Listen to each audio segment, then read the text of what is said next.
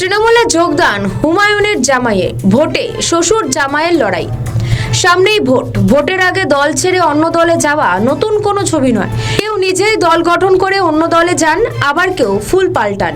কিছুদিন আগে হুমায়ুন কবির নিজেই দল গঠন করেছিলেন। তার দলের নাম দেওয়া হয়েছিল জনতা উন্নয়ন পার্টি। কমিশনের সুপারিশে তার দলের নাম পাল্টে আম জনতা উন্নয়ন পার্টিও হতে পারে।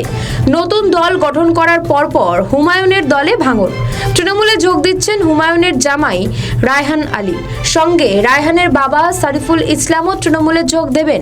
মঙ্গলবার এ কথা নিজে জানিয়েছেন রায়হান। আগামী কয়েকদিন পরই তিনি তৃণমূলে যোগ দেবেন বলে জানিয়েছেন।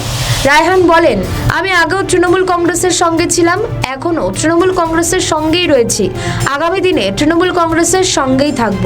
তিনি আরও জানান, নির্বাচনের আগে রাজ্য নেতৃত্বের উপস্থিতিতে তৃণমূলের হয়ে সক্রিয় রাজনীতিতে যোগ দেবেন, সঙ্গে তার বাবাও। সূত্র মারফত আরও জানা যাচ্ছে, লালগোলা থেকে আসন্ন বিধানসভা নির্বাচনে তৃণমূলে প্রার্থী হতে চলেছেন রায়হান।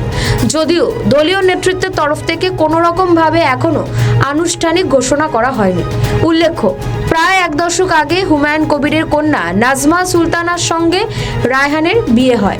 এর আগে হুমায়ুন অভিযোগ করেছিলেন, তার জামাইকে মিথ্যা মামলার ভয় দেখিয়ে তৃণমূলের যোগদানের জন্য চাপ দেওয়া হচ্ছে, এমনকি লালগোলা থেকে প্রার্থী করার প্রলোভন দেখানো হচ্ছে বলেও অভিযোগ তুলেছিলেন তিনি। মুর্শিদাবাদ সাংগঠনিক জেলা তৃণমূলের সভাপতি অপূর্ব সরকার জানিয়েছেন, গণতান্ত্রিক ব্যবস্থায় যে কেউ যে কোনো রাজনৈতিক দলে যোগ দিতেই পারেন। হুমায়ুনের জামাই তৃণমূলে যোগ দেওয়া প্রসঙ্গে হুমায়ুন কবির তিনি নিজে বলেন, রাজনীতি আর ব্যক্তিগত জীবন একেবারেই আলাদা বিষয়, এতে পারিবারিক সম্পর্কের কোনো প্রভাব পড়বে না।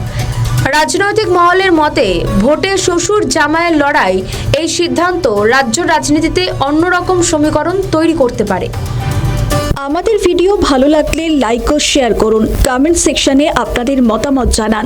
আরও ভিডিও পেতে আমাদের চ্যানেলটিকে সাবস্ক্রাইব করুন এবং প্রতি মুহূর্তে খবরের আপডেট পেতে প্রেস করুন বেল আইকন।